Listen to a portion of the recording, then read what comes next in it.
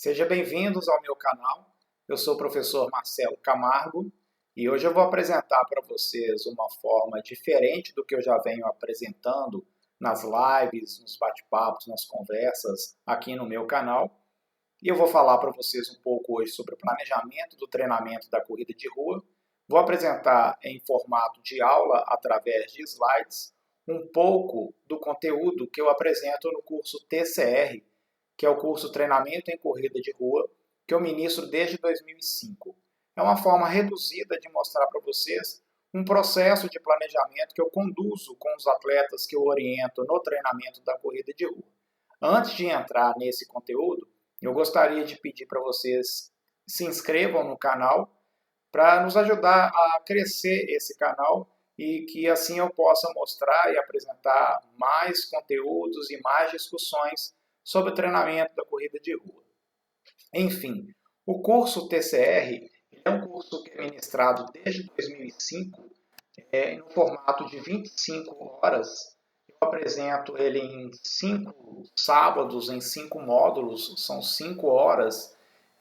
Nesse momento, a gente não está conseguindo apresentar o curso de forma presencial e eu então vou mostrar um pouco para vocês de maneira virtual o que a gente apresenta nessas 25 horas no curso. É claro que aqui não vai ter tempo disponível para a gente detalhar e aprofundar todo esse conteúdo, mas é apenas uma maneira de eu expor para vocês um pouco daquilo que é apresentado por nós, eu e o professor Dr. Albernar Nunes, nesse curso TCR, Treinamento em Corrida de Rua.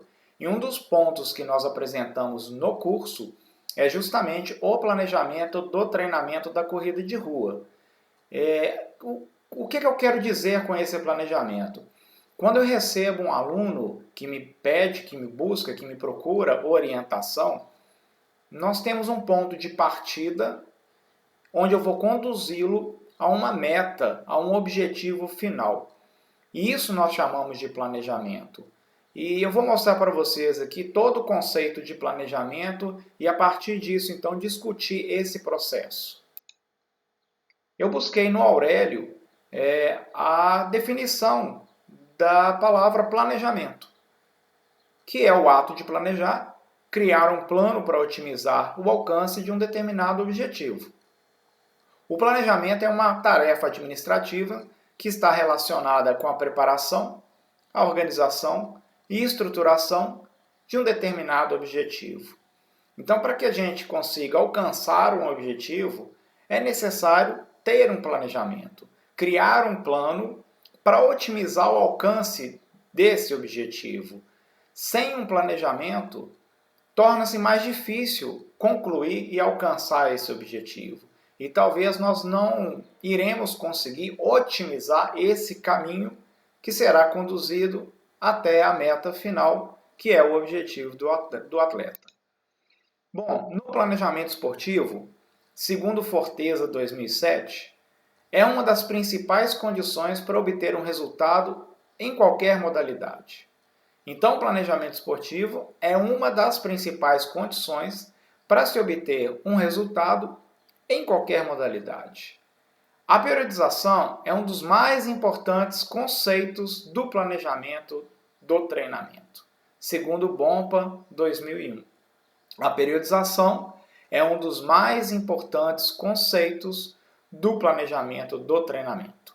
Ou seja, em busca de resultado em qualquer modalidade, e no caso nós estamos falando da corrida de rua, quando temos um objetivo, exemplo, completar uma maratona ou completar uma maratona num determinado tempo, nós precisamos ter um planejamento. E é com esse planejamento, que é com essa periodização, que nós vamos conduzir o atleta para que ele alcance o resultado desejado, o resultado esperado. Vamos aos preceitos do planejamento. O planejamento ele não é intuitivo e ele não pode ser na sorte. O que eu quero dizer com isso?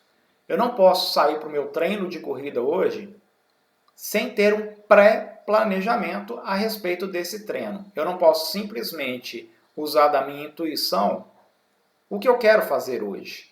Eu não posso definir o meu treino hoje, ele tem que ser pré-definido. Eu não posso definir o método de treinamento que eu vou realizar hoje, eu não posso definir a distância que eu vou correr hoje, eu não posso definir o pace que eu vou correr hoje. Isso é feito previamente através de um sistema organizado, sistemático e bem elaborado. Eu não posso também ir para o treino e contar com a sorte. Ou seja, eu vou sair sem um percurso definido e a depender desse percurso eu vou ter mais ou menos sorte no resultado final. Não, tudo é feito com planejamento. Todos os detalhes do treinamento, do treino, da sessão de treino, ele é feito com um planejamento prévio. O fim, a meta, ela deve ser alcançável e realista. O que eu quero dizer com isso? Muitas vezes, um iniciante na corrida ou uma pessoa que já treina corrida e me procura, chega com uma meta, muitas vezes não realista e com um prazo extremamente curto que não é alcançável realizar esse objetivo. Por exemplo, uma pessoa que acabou de correr 10 km, participou de uma prova de 10 km e decidiu correr uma maratona. Porém, essa maratona será daqui a 2 meses. 2 meses é um prazo insuficiente para a elaboração de uma periodização, para a elaboração de um macrociclo. Nós entendemos como macrociclo um processo de treinamento como um todo, que vai do início ao fim, e esse macrociclo ele precisa de pelo menos 3 meses para que seja otimizado esse treinamento e que o organismo desse atleta sofra as possíveis adaptações e alterações positivas para que conduza esse atleta ao resultado desejado. Um prazo menor que isso é improvável que ele alcance o objetivo. Então nós sempre trabalhamos com metas realistas e alcançáveis. O planejamento é um processo sequencial e logicamente ordenado. É um processo sequencial e logicamente ordenado. E isso é feito de maneira prévia. No início da preparação, já prevemos como será essa sequência e essa lógica de maneira ordenada. E o planejamento, ele tem que conduzir a uma mudança efetiva da atual condição física do atleta. Se após um processo de treinamento não houve um planejamento, é pouco provável e muito comum que o atleta não sofra adaptações positivas e que ele não apresente melhora nos seus resultados. E para que tenha uma mudança efetiva da atual condição física, é necessário um planejamento. Todos esses preceitos do planejamento são ditos por Sancho em 1997.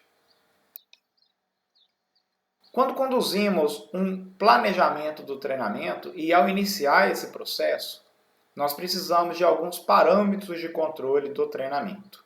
Eu vou apenas citá-los, eu não vou explaná-los completamente, nós não vamos discutir esses parâmetros de controle, porque cada um desses parâmetros de controle é uma aula. Nós precisaríamos de algumas horas para poder conceituar, para poder explanar, para poder entender um pouco melhor cada um desses parâmetros de controle. Mas vamos aos parâmetros de controle prováveis que podemos usar no treinamento esportivo, no treinamento do nosso atleta de corrida de rua. O volume de oxigênio máximo, ele pode ser um parâmetro para o controle do treinamento. Sabemos que é importante, então, avaliar. E aí nós temos que entender como que nós vamos aplicar esse resultado avaliado do volume de oxigênio máximo encontrado em nosso atleta. Um outro parâmetro que utilizamos, ou podemos utilizar, é a frequência cardíaca.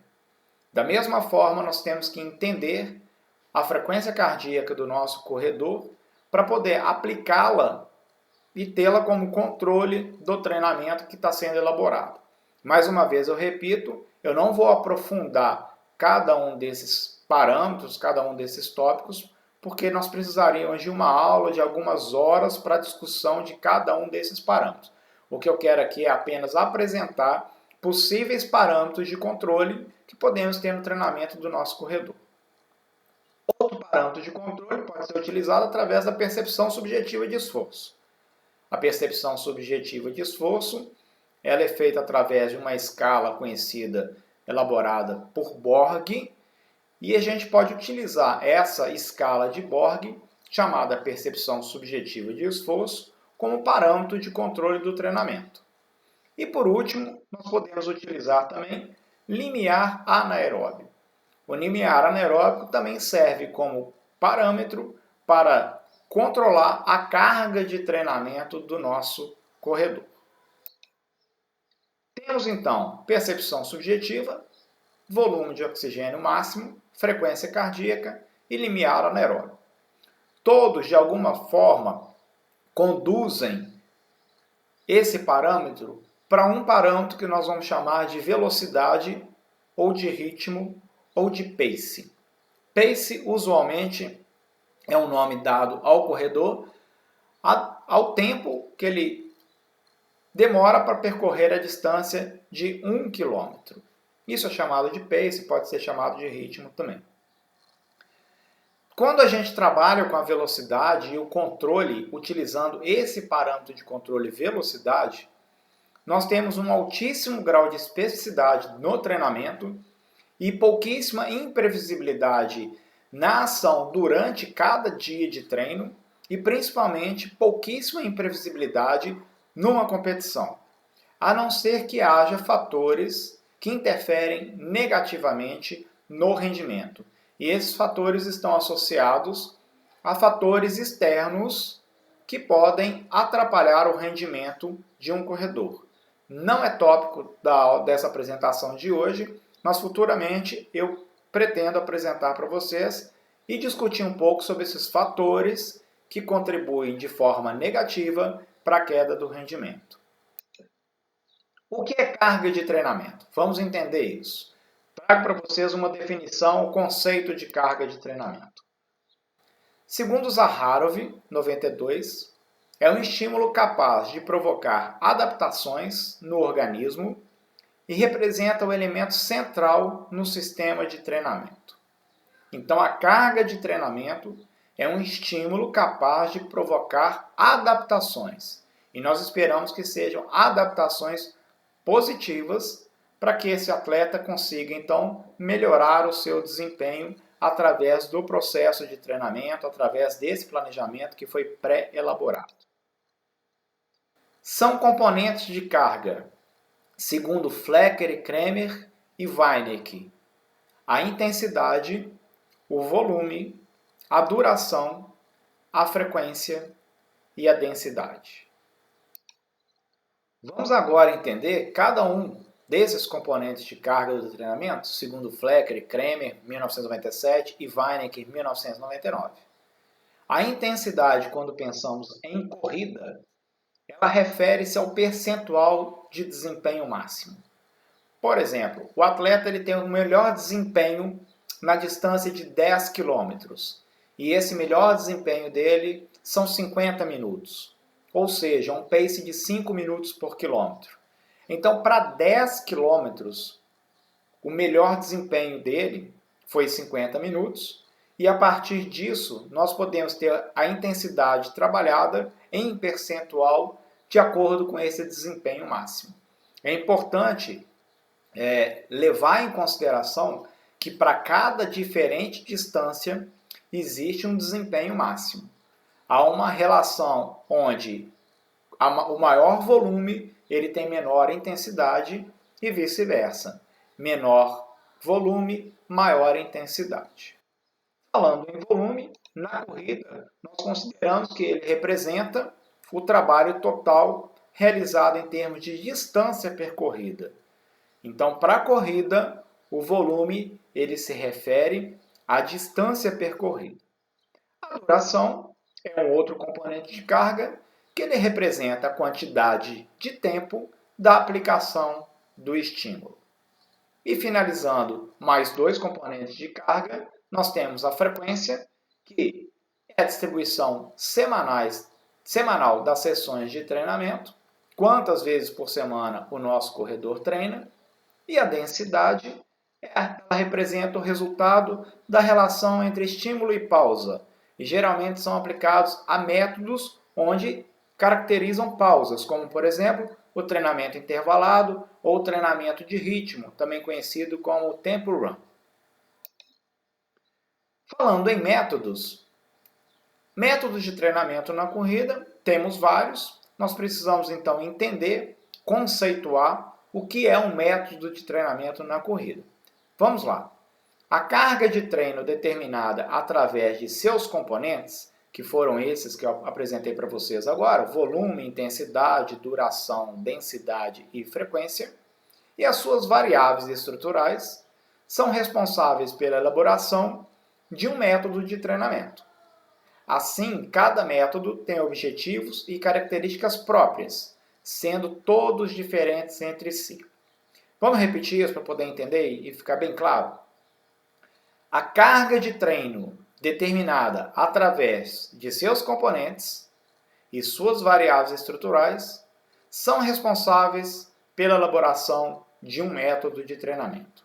Ou seja, eu preciso utilizar todos os componentes de carga para definir o método de treinamento. E cada método de treinamento tem objetivo e características próprias, sendo todos os métodos diferentes entre si. Vamos ao modelo do treinamento de corrida. Aqui nós temos as variáveis dos componentes de carga, que são número de séries, número de repetições, distância, velocidade média, ritmo ou pace, pausa, ativa, passiva, completa e incompleta, tempo e inclinação. Pode ser positiva ou negativa, ou seja, será inclinação ou declinação. Mas vamos entender isso um pouco melhor. Essas variáveis estão associadas a um componente de carga. Por exemplo, número de séries e número de repetições, ela vai estar associada ao componente de carga volume. Quanto maior o número de série, maior o número de repetições, maior será o volume do treino. Assim como a distância, caracterizada como volume, componente de carga.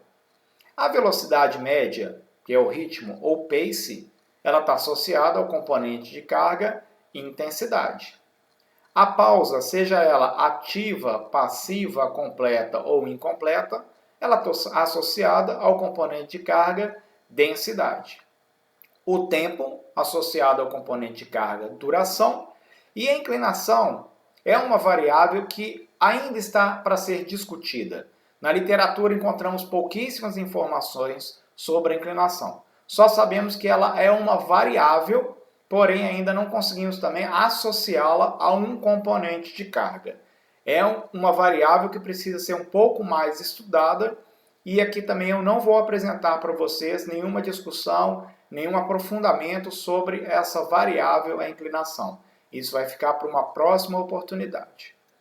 Então temos aí os componentes, as variáveis dos componentes de carga, volume e intensidade, duração, densidade e frequência. Tendo isso, eu consigo ter então o que chamamos de carga de treinamento. Eu tenho que definir muito bem esses componentes para definir a carga de treinamento. E através dessa carga de treinamento, nós temos um método de treinamento. Exemplo, se com esses componentes de carga eu não tenho densidade, já dá para entender que eu não tenho um método intervalado, nem um método de tempo run ou treino de ritmo.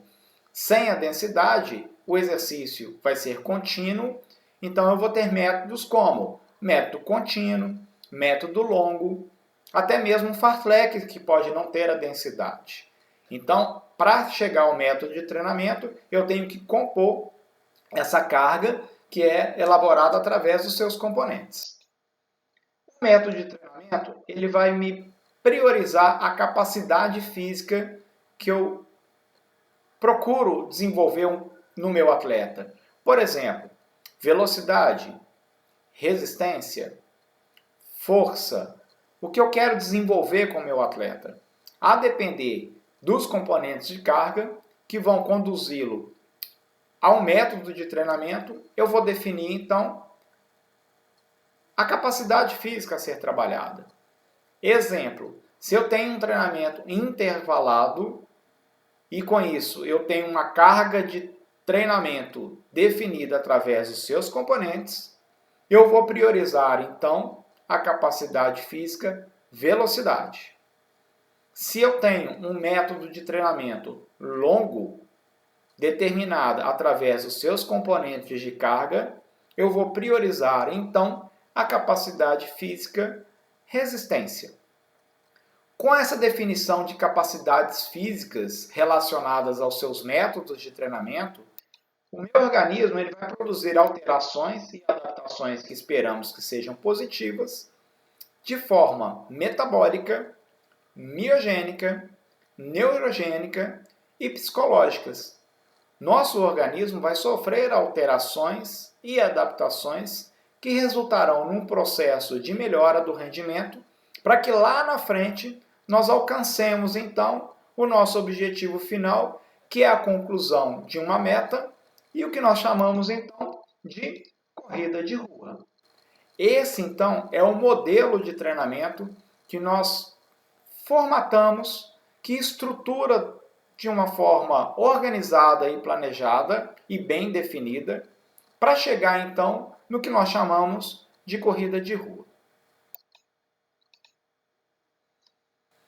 A organização, o planejamento e elaboração do treinamento, ela segue uma lógica de maneira ordenada, um processo desde a anamnese, que é o momento onde eu recebo o futuro corredor, que vai receber um planejamento de treinamento através de uma carga de treinamento, para que conduza esse atleta a melhor rendimento, a melhor otimização da performance para que alcance um resultado final que é definido desde o início desse processo.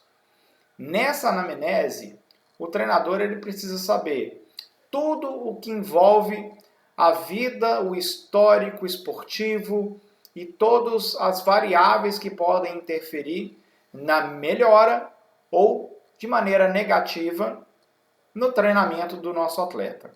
Então é definido nessa anamnese quantas vezes por semana ele pode ou deverá treinar, é definido qual a duração disponível que ele tem para treinar, é definido qual a carga de treinamento ele vai sofrer durante esse processo de preparação, e ali é discutido também há quanto tempo ele já pratica a corrida de rua, se ele tem alguma lesão ou se ele já teve alguma lesão, se ele tem acompanhamento nutricional, os objetivos durante a preparação, se vai participar de outras provas ou não. Isso tudo é feito já no primeiro contato, que é a anamnese. A partir desse momento, então, é necessário uma avaliação para definir os parâmetros de controle que serão utilizados. Se o atleta já está vindo de uma competição, essa competição pode servir como parâmetro atual e recente para a continuidade do treinamento. Se ele não está vindo de uma competição, aí sim nós devemos aplicar algum tipo de avaliação. E eu não vou definir qual avaliação vai ser aplicada aqui nesse momento, porque a definição da avaliação depende do histórico e da anamnese apresentada pelo nosso atleta. Cada caso é um caso, cada corredor pode ser avaliado de uma maneira diferente. Cada corredor tem uma conduta diferente e com isso ele pode ser avaliado de forma diferente. O importante é que tenhamos essa avaliação em mãos para termos parâmetros de controle para o treinamento. É definido então um objetivo, uma meta, e esperamos que ela tenha um prazo suficiente para que a gente então tenha esse período de treinamento que nós chamamos de macrociclo. A partir do macrociclo definido, nós vamos então definir também algumas provas nesse processo. A participação em provas ela é fundamental. O método de competição é também um método de treinamento. Em uma próxima oportunidade, nós vamos poder falar sobre o método da competição. Se o atleta não tiver nenhuma prova definida ao longo do processo ao objetivo final, nós podemos incluir algumas provas, ou então nós podemos incluir também treinos controles, que não necessariamente vai ser uma competição, mas ele vai ser aplicado como forma para avaliar o rendimento e a evolução desse atleta até aquele momento e a partir daí, se necessário for, reajustes no treinamento para continuidade e sequência. Tendo um macrociclo, nós então vamos ter a divisão dos períodos, que nós chamamos de mesociclo. Na periodização do treinamento, nós temos o período de base, o período específico, o período pré-competitivo, o período competitivo e, após as competições, o período de transição. Existem alguns modelos definidos por Platonov, onde é possível, após uma competição, recomeçar o processo do treinamento com um novo período de base, sem necessariamente interromper com o período de transição. Isso é definido já desde o início do treinamento e vai depender principalmente da competição que o atleta irá participar, da distância dessa competição e do momento que ele se encontra dentro da periodização. Mas, de forma clássica, temos o período de base, o período específico, o período competitivo e o período de transição. Pensado desde o início todo esse processo de planejamento, nós definimos então a carga de treinamento. E aí vai ser definido qual o volume semanal de treinamento, qual a frequência semanal de treinos, qual será a intensidade aplicada para cada método de treinamento, qual será a densidade aplicada quando os treinamentos foram fracionados, qual será a duração de cada sessão de treino. Então isso já é definido ali na primeira semana, já pensando semana a semana. É muito comum um corredor ele pensar apenas na sessão de treino do dia. E o treinador ele pensa de forma diferente. Ele pensa como um todo. Ele já pensa nas semanas, nos meses e no macrociclo, que é do início ao final. Ele já tem uma visão futura do que pode acontecer com o treinamento do atleta ao longo de todo o processo. Nós temos então a definição e elaboração dos microciclos, que na periodização pode variar de 3 a 14 dias, porém na corrida de rua, de maneira já usual, o corredor realiza um microciclo de 7 dias. E nós já conhecemos que no final de semana, pela maior disponibilidade de horário dos nossos corredores, que não são corredores profissionais, que são corredores amadores, são aqueles corredores que têm outras profissões e utilizam a corrida como uma forma de lazer, eles têm maior disponibilidade de horário para treinamento no final de semana. A grande maioria é dessa forma que acontece. E por isso há usualmente um microciclo de 7 dias para os nossos corredores. Mas lembrando que ele pode variar de 3 a 14 dias. Isso depende muito do corredor, do nível do corredor, do prazo de preparação que o corredor tem a uma determinada prova. E por fim, nós temos então a elaboração da sessão de treino. A elaboração da sessão de treino é o último planejamento que o treinador pensa na elaboração de toda a organização do treinamento do seu corredor. Então ele pensa na sessão de treino que está dentro do microciclo, que está dentro do mesociclo, que está dentro do macrociclo. E para finalizar, eu sempre digo que a função do treinador de corrida não é só elaborar uma planilha, e sim é avaliar, organizar, planejar, elaborar e evoluir o treinamento de corrida de um atleta em busca de um objetivo. Eu espero que vocês tenham aproveitado todo o conteúdo, embora rápido e sucinto, e eu gostaria de agradecer a presença de vocês até aqui no final e pedir novamente para que inscrevam no canal e compartilhem esse vídeo. Ajude esse canal a crescer para que eu possa então continuar disseminando mais informações e mais discussões a respeito da corrida de rua. Eu gostaria de deixar aqui para vocês o meu e-mail, o meu Instagram, o nosso canal no YouTube e o site marcelocamargotreinamento.com.br, onde vocês podem fazer contatos comigo. Caso tenha ficado alguma dúvida, peço para que vocês deixem nos comentários aqui embaixo. Eu agradeço e nos vemos em breve. Um grande abraço.